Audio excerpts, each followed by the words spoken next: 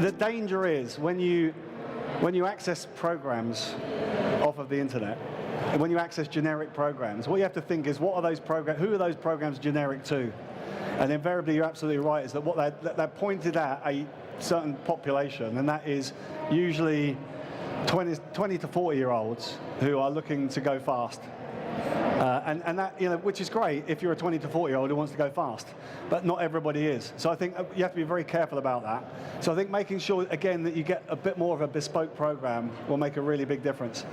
I think for the big bikes, I mean, we've done a huge number of sort of big bikes, and I think the one thing, particularly when you're talking about the Alps, the one thing you don't get in the UK are big climbs. And listen, there are some great climbs, don't get me wrong. There's some great climbs in Surrey, around Box Hill. There's some great climbs in the lakes, which we did last year for the one show. But fundamentally, if you've ever been up and thought they were big, you've never been to the Alps. I mean, Galibier, you'll be in the saddle for an hour and a half, maybe 2 hours.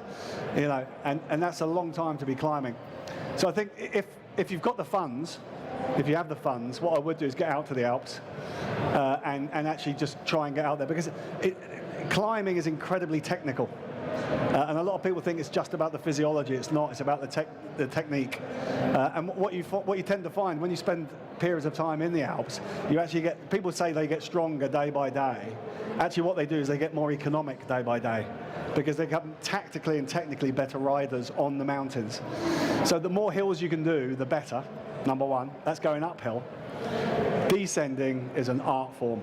And I am no great descender, but when you watch the guys who can descend, what you can do is you can make up a huge amount of time with good descending technique. And again, you only really get that when you go to the big mountains and practice on the big mountains, because where are the mistakes made? Mistakes are made downhill, and that's both in terms of performance and in terms of health. You don't want to fall off going downhill at high speed, but that comes down to bike handling and technique. So I think the one thing I would say is, if you can and you've got the opportunity, then get out to the mountains. Lots of different places you can go to. I think add on top of that, it's a very, very long day in the saddle. And you will not get away with an hour on the turbo to replace long hours in the saddle.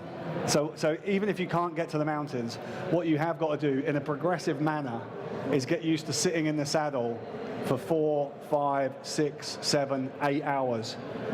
And as a rule of thumb, what I always say to people is, what you're looking for is you're looking for sort of 80%.